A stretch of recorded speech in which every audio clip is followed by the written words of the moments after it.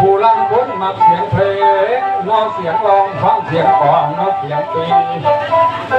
ลามาวตีในนิทานเรื่องนี้เคยออกวิทยุแต่ละคำจึงหัวปวดสมองละซ้อมเหมือนเดิมพี่น้องคุมพวงปวงสนามมีวัดว่าอารามที่ตัวนี้ทรงสามขอบคนไร้ลืมถิ่มวงหัวซาคึกกีก่อนเมาน้ำหนังละครหรือละวงแบบโตมาโชว์ลางอย่างวาย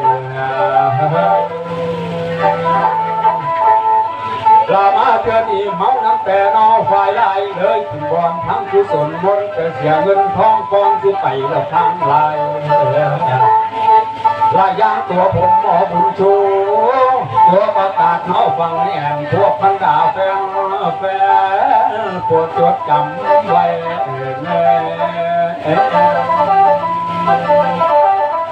ขอคุณพอต่อลงมา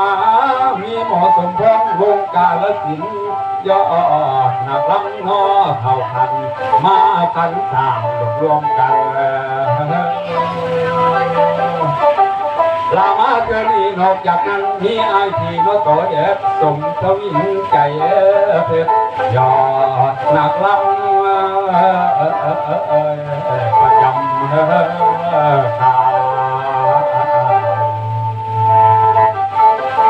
ละไหลเข้ามาห่วงตองนี่กระเด็ดเสียงทองบ่ได้กอมดอกยอมแฟน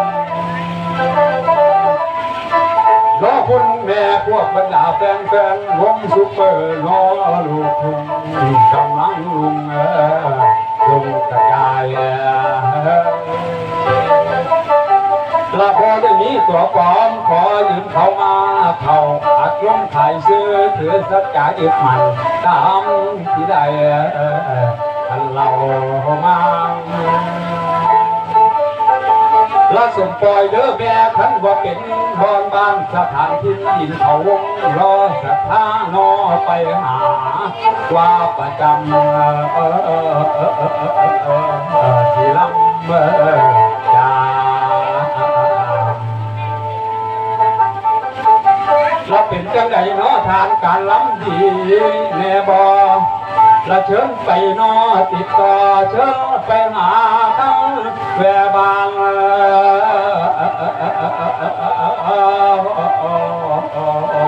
ให้ไป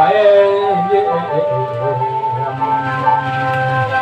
แม่นพยายามละเด้ยาย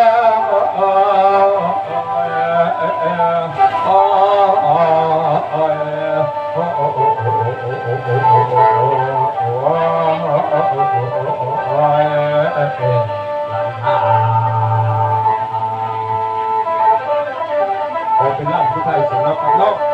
ลูกผู้ไทยได้ลูกผู้ไทยแท้ๆเลย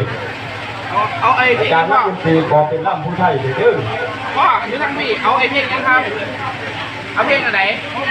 ล่ำผู้ไทยลำด้วย